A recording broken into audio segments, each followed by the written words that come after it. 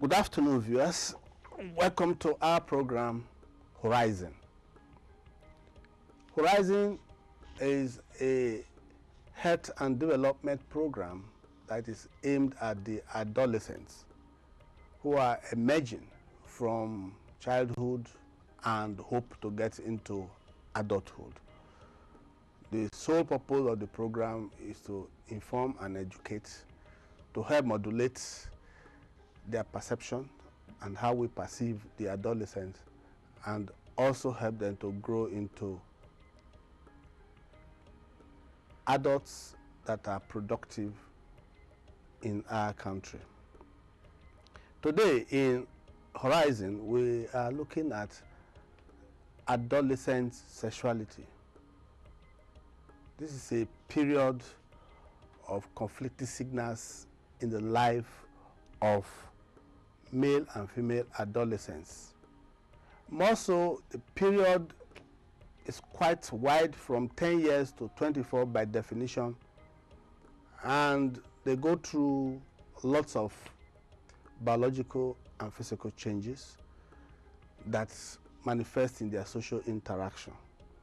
Therefore, their sexuality needs to be addressed so that they don't fall into certain traps that they are unaware of.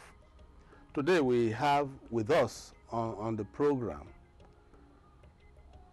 Jane Osage. Jane Osage is the coordinator of IRAG in Edo Delta.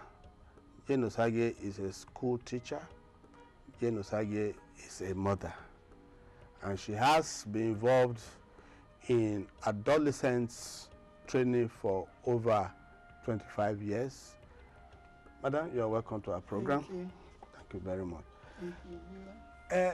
By way of definition, we're told that adolescence span from the age of 10 years to 24 years. That means we have three subsets: 10 to 14, 15 to 19, and 20 to 24. And they have their peculiarity, but across board there are issues of sexuality. Can you just give us some idea of what the adolescent is, briefly? Okay, adolescence, or the adolescent period, is actually a time of transition from childhood to adulthood. Okay. From your definition, you have extended it to 24, which is already early youth. But this transition comes with changes in the body, physically, emotionally, and otherwise. And this is, some people call it a period of finding oneself in the web and wanting to get out of it. Which web? Web of adolescence now. It's like a spider's web, you know. And if it's not well handled, they can get entangled with certain things. Actually, adolescence is from 13 years to 19. That's a period of 6 years where certain changes take place. And the child, who was a child yesterday, feels he's an adult today, but actually cannot take on the responsibilities of an adult. So it's a conflicting period in growing up. And some of the changes that can take place, like I said, physically, would include growing in height. Like the boys have their own changes and the girls have their own changes. Let me talk about the boys.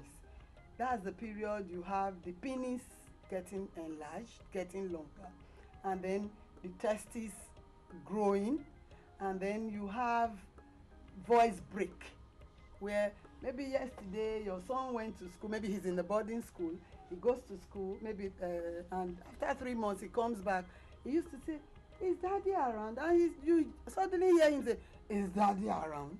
You know, and then you have this hair growing in hidden places, like around the penis, under the armpit, on the face, and other parts like that. And as these changes are taking place, its changes are also taking place emotionally. Those changes we cannot see. You have change of moods. You also have them developing feelings for the opposite sex. And all of these changes are natural. With the girls too, you also have the breasts getting enlarged, the hip getting enlarged, and then there's this shoot up in height where the door has always been 3 feet.